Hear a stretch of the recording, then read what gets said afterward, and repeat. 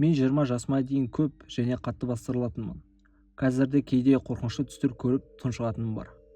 Бірақ бұрынғыдай көп емес. Ең қатты бастырылған 2 оқиғам бар.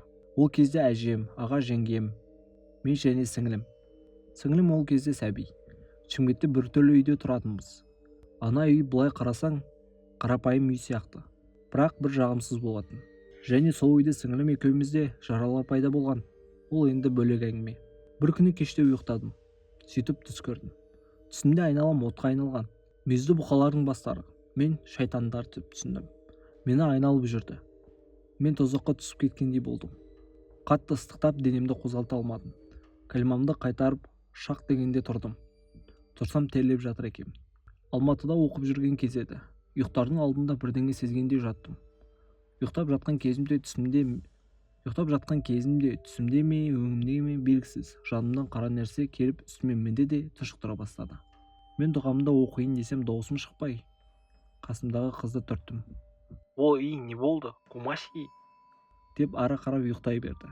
Мен ары қарай арпалысып, дұғамның барлығын барынша оқыдым. Ана қара нәрсе қарқылдаған жағымсыз күлкімен үстімнен түсіп ғайып болды. Келесі күні сол нәрсені қасымда жатқан қызға айтсам, ол ондай ештеңе де болған жоқ деді. Тағы бір оқиға, әрине, бастырылу жайында. Түсімде мешітте намаз оқып отырған екенмін.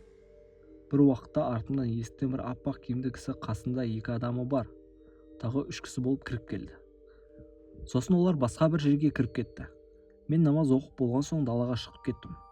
Далада мен намаз оқып болдым ғой деп орамалымды шешіп жатырмын. Бір кезде шам уақыты кіріп жатыр еді.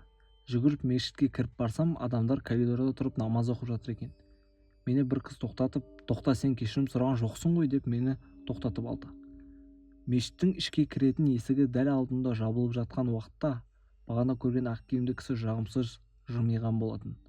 Сол уақытта есік жабыла салысымен, «Ой, кешірім сұрамаппын ғой» деп намаз оқып бастадым. Бір уақытта әлгі жердің іріңнің иісі, жағымсыз иістер шыға бастады. Жанымда тұрған адамдар зомби секілді ессіздерге айналып, барлығы маған жабылып жей бастады. Бұл түс маған ақыретімді есіме салды.